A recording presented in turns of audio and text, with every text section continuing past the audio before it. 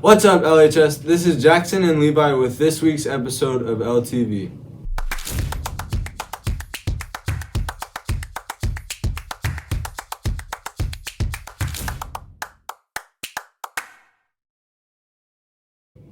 Do you have a favorite book?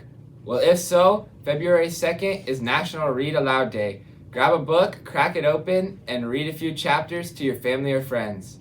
Here's Ali, Sitlali, and Esteban with some more information.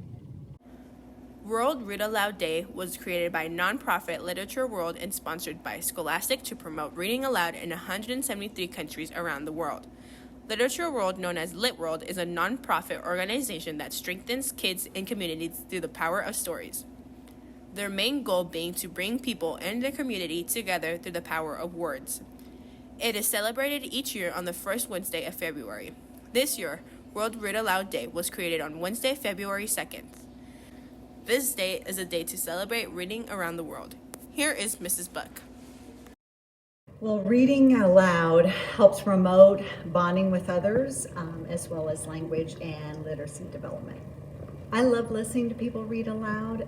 It's relaxing to me, and many people are auditory learners, so they learn best by listening to a book while they read it.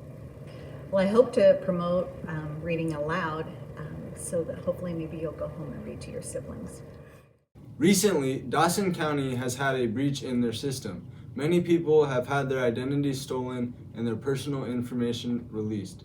Here is Carlos, Kimmy, and Antonio with the story.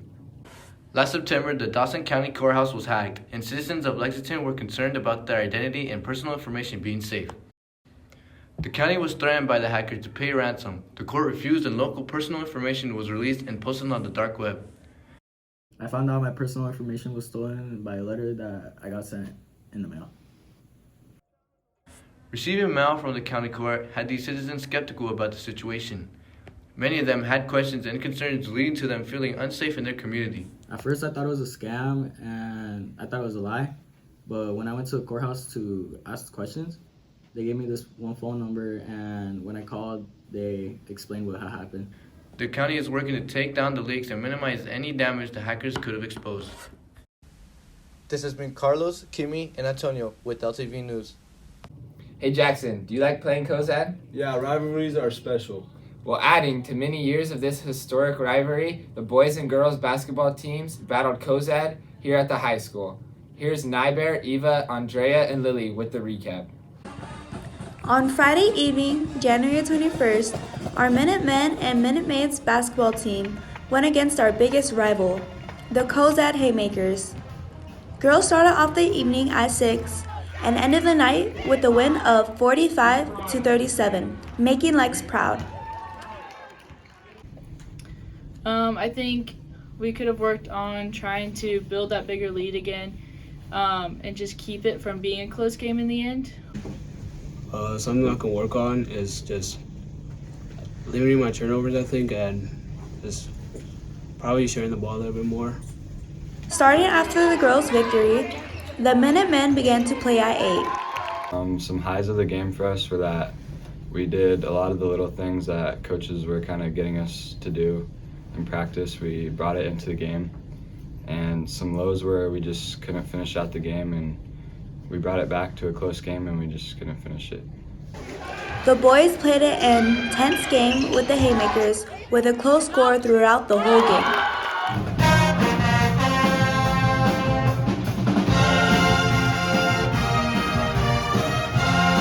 Our powerlifting team traveled to Peru State to participate in their annual powerlifting meet.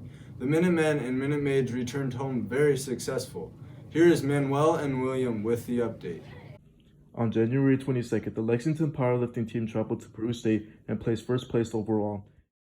Here's what was running through Coach Burson's mind. I think on Saturday, kind of some excitement for some of our younger lifters that, that they don't necessarily always get a place because we've got some of those upperclassmen in those weight classes. And so excitement just to see like how they would react and how they would respond. Beyond the excitement, great things happened on Saturday. I think one of the best things that I saw on Saturday, other than our lifting and the kids performing really well, it was pretty exciting to watch our upperclassmen, the ones that didn't lift, turn into kind of some coaches. So I saw them take on different roles where they're getting people excited or helping them concentrate, or maybe they missed a lift and so they had to go take them through what they needed to do to fix it. Aside seeing leadership, the team placed first. Like I said, we knew who was going to be there. We knew if we performed well that we could do that, we could do it. It's tough. We left a few weight classes open on the boys' side of things, and so that's tough when you're competing against Columbus, who lifts equipped, which gives them an advantage. And then we had a couple of those weight classes that we left open as far as places when it makes it tough to beat them. But across the board, no, I wasn't surprised. I was kind of expecting it. Maybe I would have been a little bit disappointed if we wouldn't have done that, just because I knew we had it in us with those younger lifters.